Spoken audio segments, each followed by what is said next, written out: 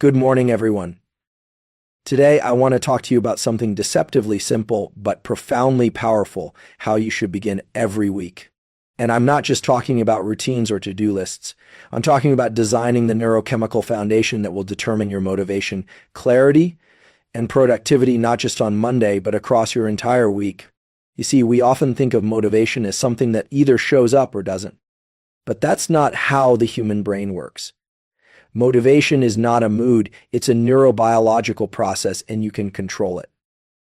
In fact, the way you start your week sets the tone for your dopaminergic system. That's the system responsible for drive, focus, and reward anticipation. When you understand how to activate this system deliberately, the week doesn't just happen to you, you take control of it. Today, I'm going to walk you through a science-supported framework that will allow you to begin each week with the clarity of intention, the physiology of energy, and the mindset of resilience. We're going to leverage neuroscience, behavior design, and a few key protocols that are as simple as they are powerful. When we talk about optimizing how we begin each week, one of the most overlooked yet profoundly impactful elements is exposure to early morning sunlight. This isn't just a wellness tip, it's a foundational practice grounded in neuroscience. Getting sunlight into your eyes within the first 30 to 60 minutes after waking up is perhaps the single most powerful lever you can pull to align your brain and body for alertness, focus, and long-term mental health. It sets the tone not only for your day, but for your entire week.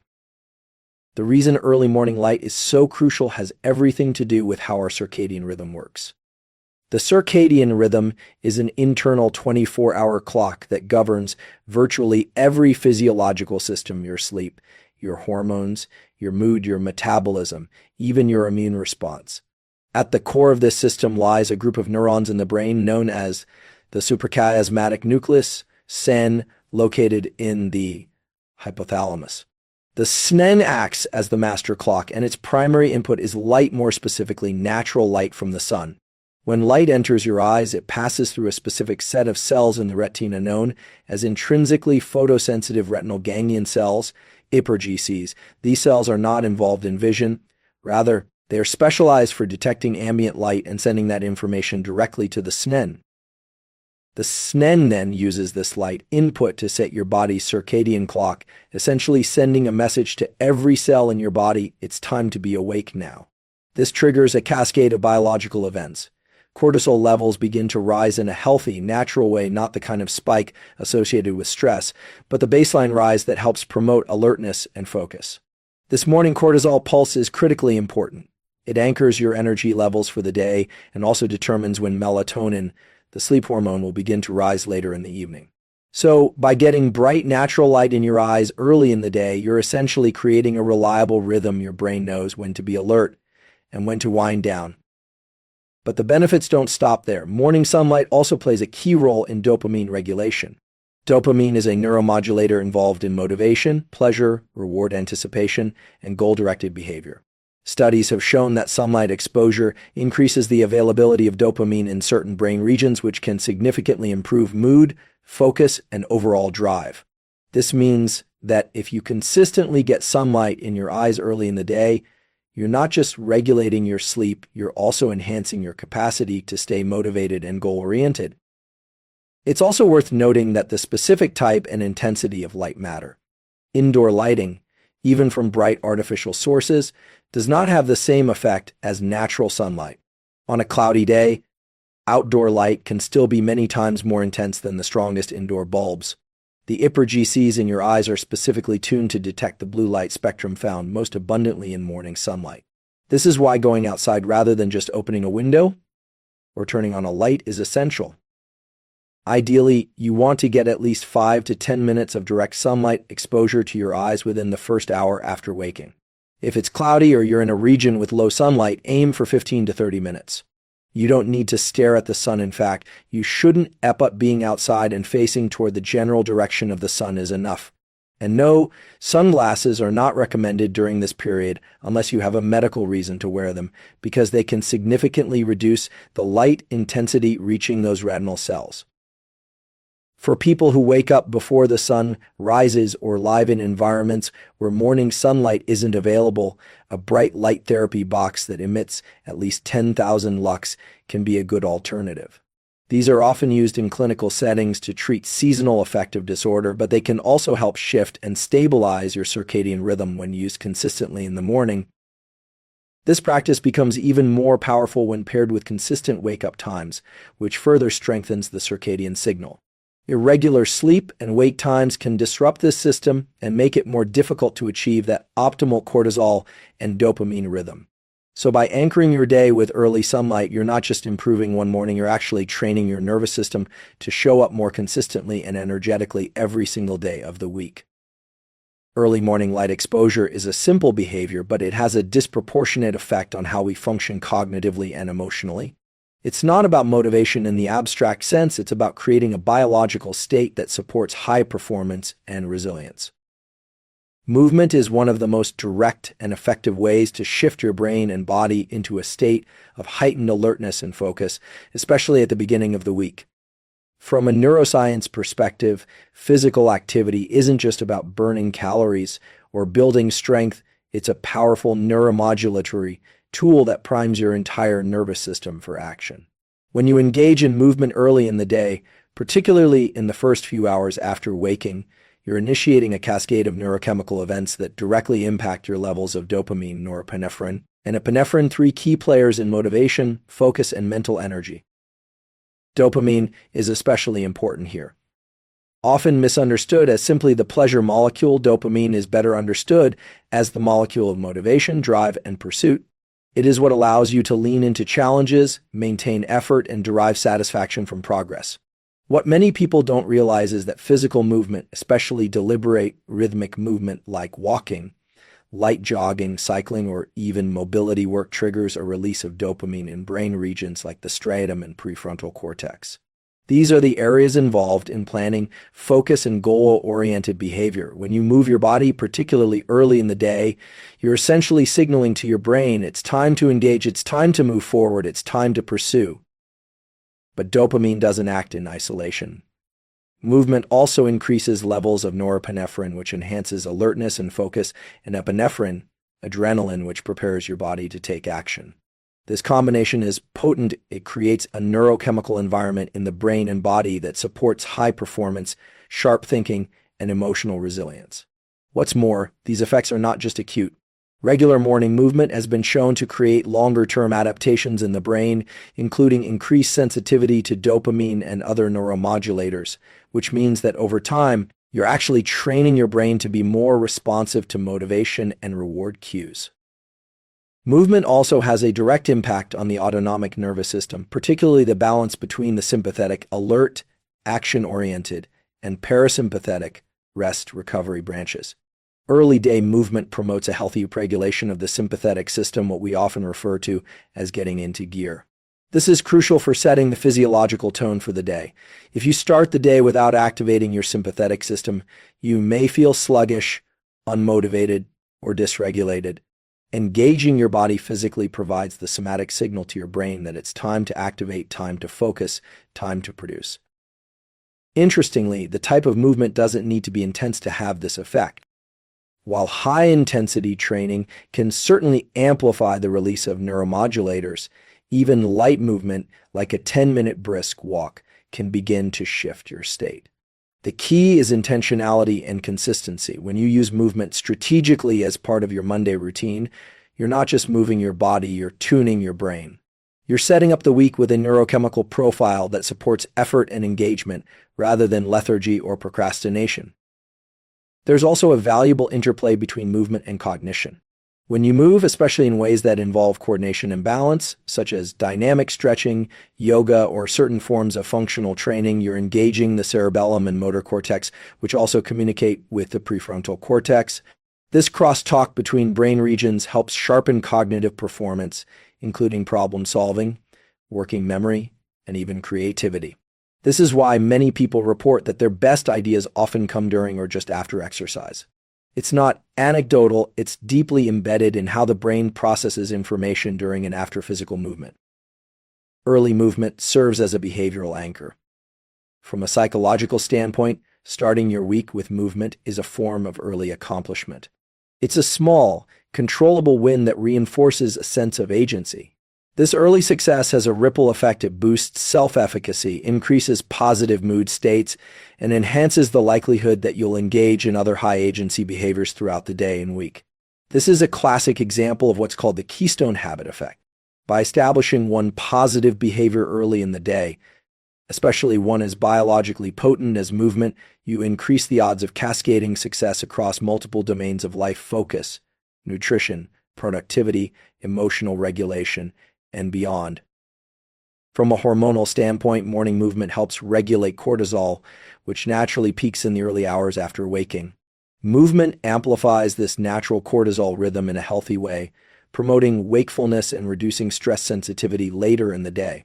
A well-timed cortisol pulse supported by movement can buffer you against the negative effects of stress and improve your resilience in the face of challenges.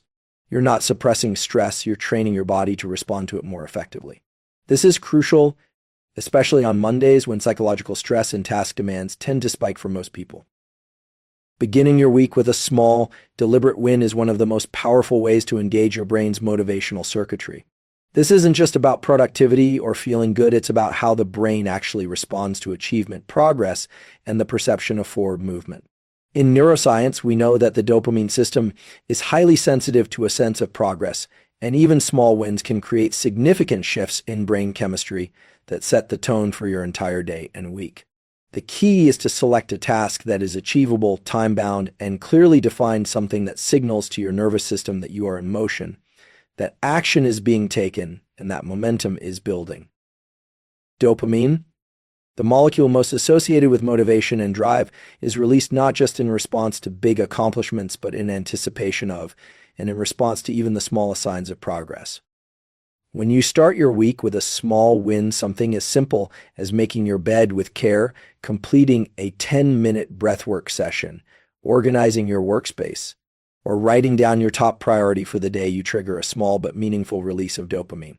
That release doesn't just feel good, it reinforces the behavioral pattern, making it more likely you'll repeat that behavior or another productive behavior soon after. This is because dopamine operates on a feedback loop. It rewards actions that move us closer to our goals and increases the likelihood we'll keep pursuing them. From a systems neuroscience perspective, this process involves the mesolimbic dopamine pathway, particularly the ventral tegmental area, vita, and nucleus accumbens. These brain structures are responsible for evaluating rewards and predicting outcomes. When you accomplish something, no matter how small, this system lights up, essentially telling your brain, this direction is good, keep going. It's not the size of the achievement that matters most, it's the sense that progress is being made. And the earlier in the day and the earlier in the week you can create this signal, the more you shape your motivational baseline for the days to come. There's also a behavioral psychology concept known as the success spiral. When a person experiences success in one area, even a small one, it increases their belief in their ability to succeed in other areas. This is tightly linked with what's known as self-efficacy, the belief in one's ability to take action and influence outcomes. When you start your week with a small win, you're not just changing your chemistry, you're changing your identity narrative. You're reinforcing a self-image of someone who takes initiative, who finishes what they start, who is capable of progress and growth. This shift in identity creates a foundation of confidence and forward energy that can ripple throughout your week. Crucially, the win must be deliberate. It's not about accidental success or checking off an easy task without attention. The act of intentionally choosing a small goal and following through is what signals agency to the brain. Agency, the perception that you are in control of your actions and their outcomes, is one of the most powerful psychological forces linked to sustained motivation and mental health. The brain thrives on perceived control. When you begin the week by intentionally directing your energy toward a specific goal and achieving it, you're reinforcing this internal locus of control.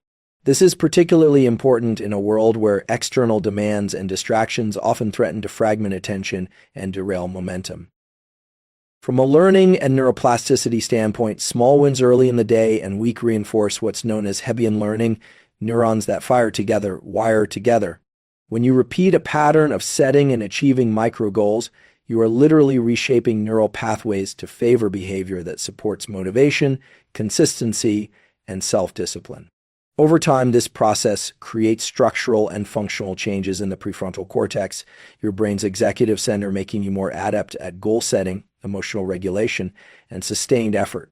This isn't just about feeling motivated on Monday, it's about training your brain to become the kind of brain that performs well under pressure, that resists distraction, and that thrives in pursuit of purpose. It's also important to note the emotional regulation benefits of early wins. Dopamine does more than increase motivation, it also acts as a buffer against stress and negative effects. When dopamine is elevated, your brain is more likely to interpret challenges as opportunities rather than threats. So, when you start your week with a win, you are preloading your system with a kind of neurochemical resilience. The things that might have felt overwhelming or anxiety-provoking will feel more manageable. You're not just pushing yourself forward, you're raising your baseline capacity to handle the complexity and unpredictability of the week ahead. Another benefit is that these early wins provide a foundation for habit stacking. Once your brain has experienced a win, it becomes more receptive to the next behavior, especially if it's linked in time or intention. This allows you to build momentum in a strategic way. For instance, completing a brief workout may lead naturally into focused work, which may then transition into a clear nutritional decision. Each of these micro wins builds on the last, creating a compounding effect of success and motivation. The more intentional you are about this process, the more powerful the cumulative effect becomes. Avoiding dopamine hijackers, particularly in the first hour of your day and week, is critical for maintaining focus, drive, and clarity. Dopamine is a key neuromodulator that regulates motivation, anticipation, and goal-directed behavior, and the way you manage it early in the day has downstream effects on your performance and mood across the rest of the day, and even the entire week. The modern environment is filled with opportunities to spike dopamine artificially through social media, notifications, rapid scrolling, email checking, and other high-stimulus digital interactions. While these activities may feel satisfying in the moment, they can significantly disrupt the brain's natural reward system and undermine long-term motivation. When you wake up and immediately reach for your phone, your brain is being bombarded with novelty. Novelty is a powerful driver of dopamine. Every new piece of content, like a message, a trending topic, creates a small but significant spike in dopamine. The brain registers these micro-rewards as hits, reinforcing the behavior and making you more likely to repeat it. However, the problem lies not in the dopamine release itself, but in the unnatural frequency and intensity of those releases. The more often you engage in rapid, dopamine-dense behaviors, especially without effort, the more you train your brain to seek easy rewards rather than pursue effort-based goals.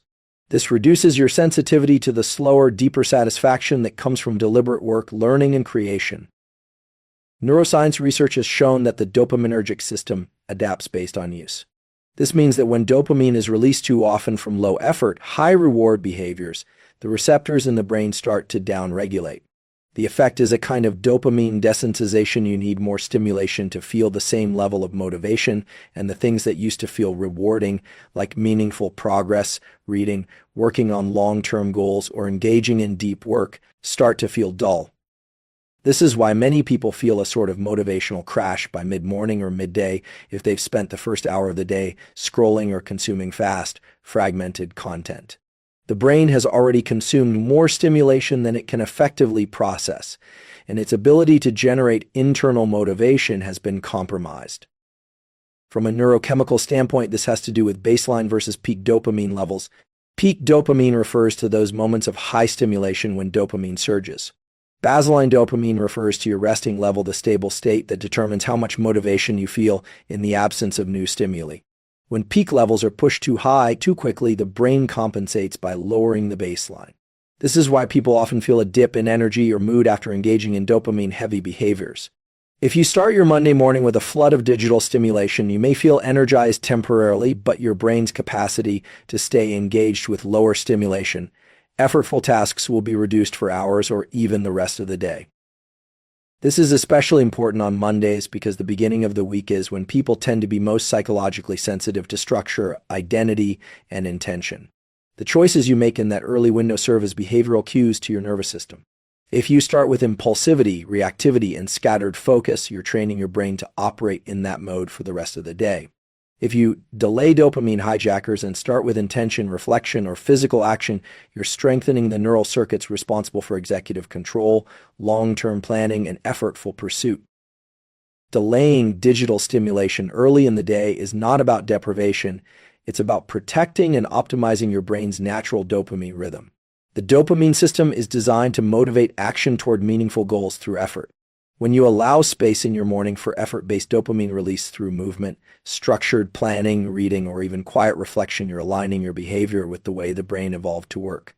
You're preserving dopamine for activities that involve pursuit and reward prediction rather than consuming artificial highs. There's also a psychological cost to early digital stimulation that goes beyond neurochemistry. When you check messages, scroll feeds, or dive into email first thing in the morning, you immediately place yourself into a reactive state. Your brain shifts from proactive goal pursuit to reactive task management. This change impacts the prefrontal cortex, which is responsible for executive function, decision-making, and emotional regulation. In a reactive state, your attention becomes fragmented, your stress response is more easily triggered, and your ability to sustain deep focus is reduced. By avoiding dopamine hijackers, especially in the first hour, you maintain a higher degree of cognitive sovereignty. You retain control over where your attention goes and why. The act of delaying digital stimuli also strengthens what's known as top-down control, the brain's ability to override impulses in favor of long-term goals. Every time you resist the urge to check your phone or scroll, you are reinforcing the neural circuitry involved in self-regulation. This is a compounding effect. Over time, your capacity to delay gratification increases, your tolerance for boredom improves, and your threshold for meaningful effort rises. This directly translates into better performance, clearer thinking, and a stronger sense of agency throughout the week. This practice can serve as a filter for prioritization. By creating a digital-free buffer at the start of your week, you give your mind the space to clarify what actually matters. You're not immediately caught in the noise of other people's demands or the chaos of the online world. Instead, you're operating from a place of clarity and self-directed focus.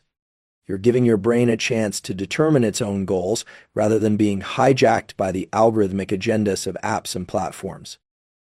Deliberate stillness at the start of the week is one of the most underutilized, yet neurologically powerful practices for sharpening mental clarity, resetting emotional tone, and establishing a high-functioning internal state. In a world that celebrates speed, reactivity, and perpetual productivity, choosing to engage in purposeful silence and physical stillness sends a strong regulatory signal to the nervous system. It tells your brain and body that you're in control, that there is no immediate threat, and that you're creating space for intention rather than reacting out of habit. This has direct effects on brain function, stress hormones, and overall psychological state. The human nervous system is constantly scanning for cues of safety or danger, a process known as neuroception. This process operates below conscious awareness and is deeply influenced by physical states. Rapid movement, constant noise, and fragmented attention can signal threat or unpredictability, even if nothing explicitly dangerous is happening. Stillness, on the other hand, especially when done intentionally, has the opposite effect. It cues safety. It activates the parasympathetic nervous system, particularly the vagus nerve, which governs rest, digestion, and recovery processes. When the vagus nerve is activated through breath control, posture, and non-reactivity, a cascade of calming neurochemicals like acetylcholine and serotonin is released, quieting the stress response and shifting the brain into a more integrated and resourceful state. From a cognitive neuroscience perspective, deliberate stillness supports what is known as interoception, the brain's ability to sense the internal state of the body. When you sit still, close your eyes, breathe slowly, and observe your internal sensations without judgment, you're strengthening the connection between the brain's insular cortex and the rest of the body. This connection is essential for emotional regulation, intuitive decision-making, and overall well-being. The better your brain can sense the state of your body, the more effectively it can respond to challenges without overreacting. This kind of embodied awareness is not abstract. It has measurable effects on cortisol levels, heart rate variability, and prefrontal cortex activity, all of which are foundational to high performance under pressure. Another powerful effect of stillness is its impact on the default mode network, DEAM, a set of interconnected brain regions that becomes active during introspection, memory retrieval, and internal narrative construction. When you're still and silent and not focused on any external task, the DEAM becomes more active. This is the network responsible for long-range planning, sense of self, and perspective taking. While often misunderstood as a source of distraction, the DEAM, and when used consciously, allows for integration of experiences, creative insight, and alignment of short-term behavior with long-term goals. Starting your week with even a few minutes of intentional stillness gives this network space to process, reset, and reorganize your mental models.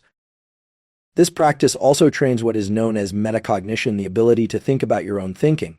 When you're still and your mind inevitably begins to race or wander, you have a rare opportunity to observe those patterns without needing to act on them.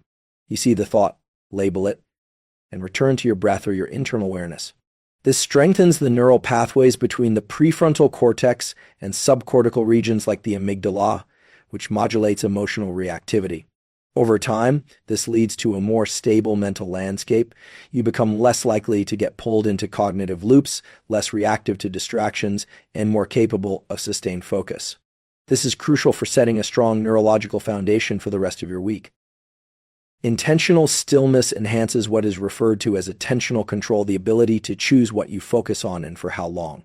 This is a skill, not a trait, and it is trainable. Beginning your week with stillness is like a neural warm-up. You're rehearsing the process of directing your attention intentionally, returning it when it strays and sustaining it, even in the absence of novelty or stimulation. This directly translates to your work, relationships, and creative efforts throughout the week.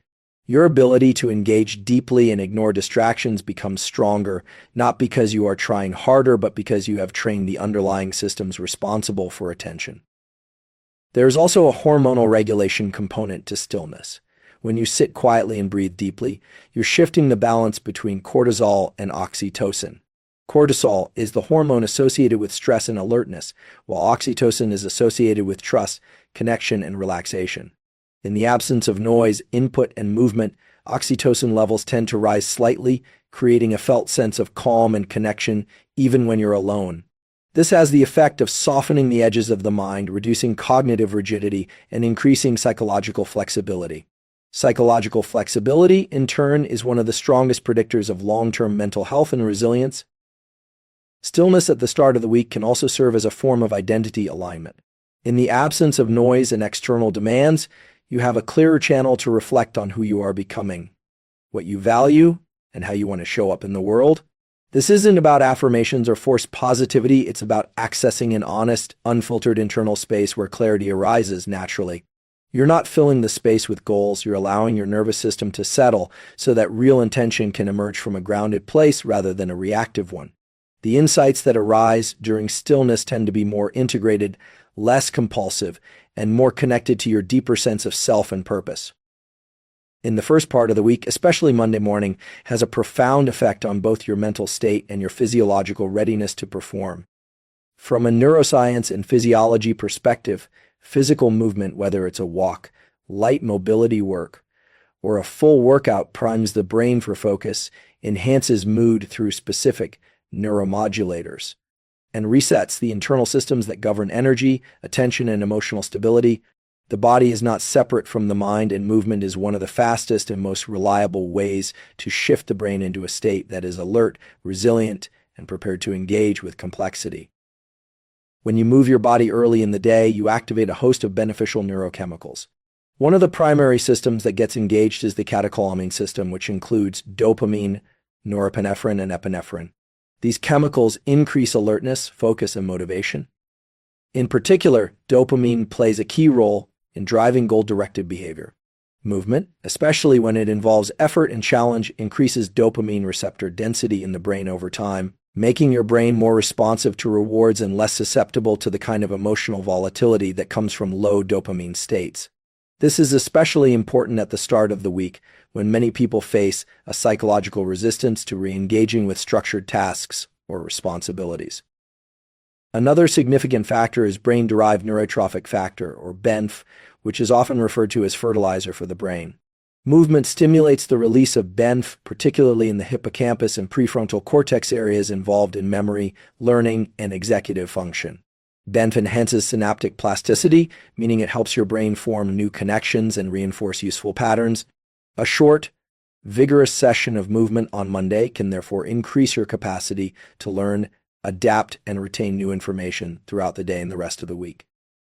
Physical movement also affects the balance of autonomic nervous system activation. The sympathetic nervous system responsible for mobilizing energy and readiness is engaged through movement. But unlike chronic stress, which dysregulates the system, intentional movement provides a controlled activation followed by a recovery period.